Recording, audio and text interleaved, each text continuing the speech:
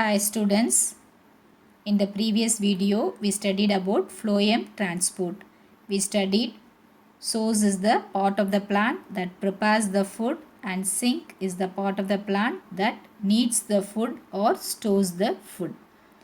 Previous video la phloem transport la source ன்றது பிளான்ட்ல எந்த part வந்து ஃபுட்டை ப்ரிப்பேர் பண்ணுதோ அதுதான் வந்து சோர்ஸ்ன்னு படித்தோம்.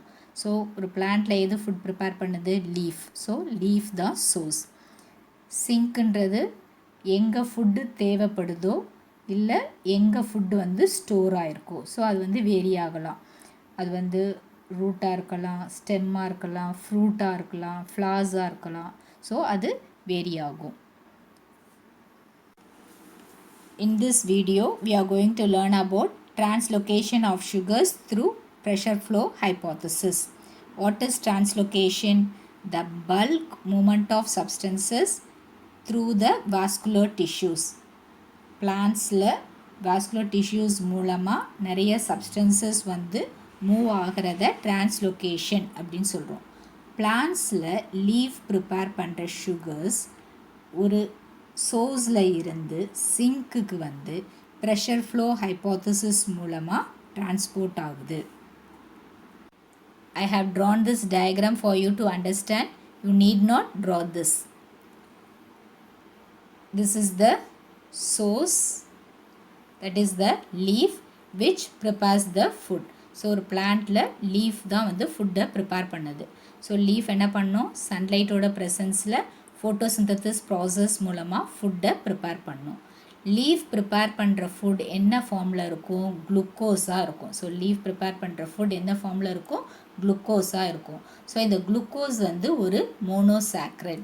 இந்த குளுக்கோஸ் வந்து ஃப்ரக்டோஸோடு சேர்ந்து சுக்ரோஸாக மாறி தான் வந்து சிங்க்குக்கு போகும். So the leaf prepares the food in the form of glucose. This simple sugar monosaccharide is converted into sucrose and then transported to the sink.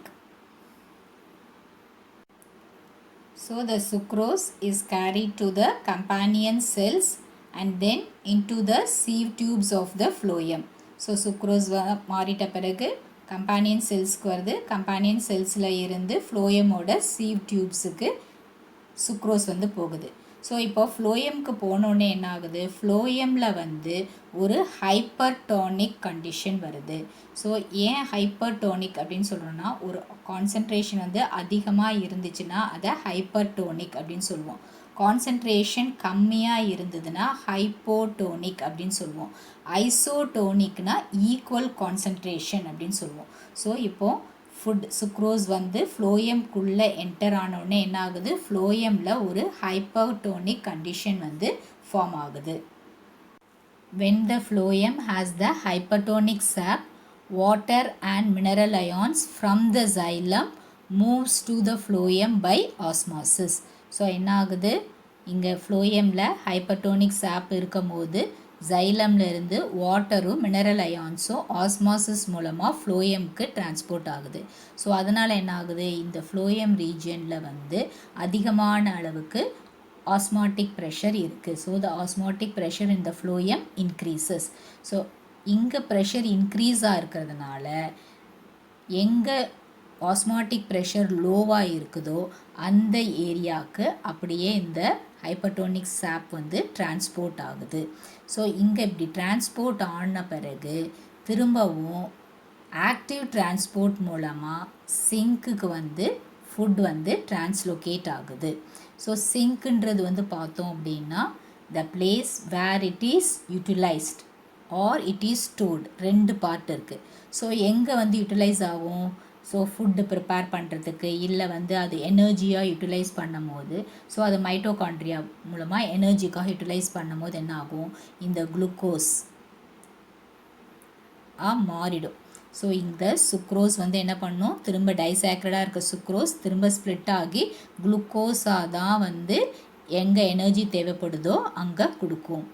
இதே வந்து அது ஸ்டோரேஜ் ஏரியாவாக இருக்குது. ஸோ சிங்க் வந்து ஸ்டோரும் பண்ணும், யூட்டிலைஸும் பண்ணும், எனர்ஜிக்கும் யூட்டிலைஸ் பண்ணுறதுக்கும் ஹெல்ப் பண்ணும். ஸோ எனர்ஜி யூட்டிலைசேஷனுக்கு வரும்போது சுக்ரோஸ் குளுக்கோஸாக மாறி எனர்ஜியை கொடுக்கும்.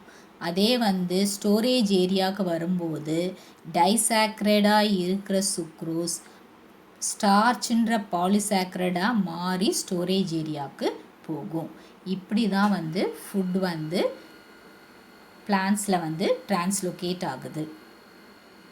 The sugars are translocated from the source to the sink by the pressure flow hypothesis. The leaf prepares the food by the process of photosynthesis. The glucose is converted into sucrose and then translocated. The sucrose enters into the companion cells and then into the sieve tubes of the phloem. So as the food enters, so it enters by the active transport. The phloem has a hypertonic sap.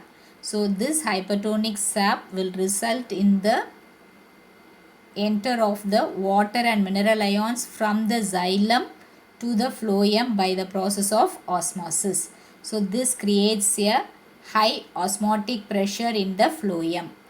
As a result of high pressure, the sap travels from the high pressure area to the low osmotic pressure area. So here again the sugars are taken up by the sink by the active transport. So as the sugars are taken, again the water and mineral ions are given to the xylem. So here the zinc may be the storage area or the utilizing area. So the sugar is utilized in the form of glucose. So the disaccharide sucrose is converted into glucose and utilized by the plant. In storage area, the sucrose is converted into polysaccharide starch and stored. You can take the snapshot of this page and learn the notes for pressure flow hypothesis.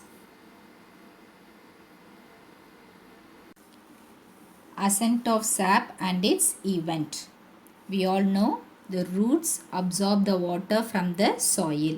The water and minerals that is absorbed by the roots is carried to the stem and also to the different parts of the plant by the upward movement.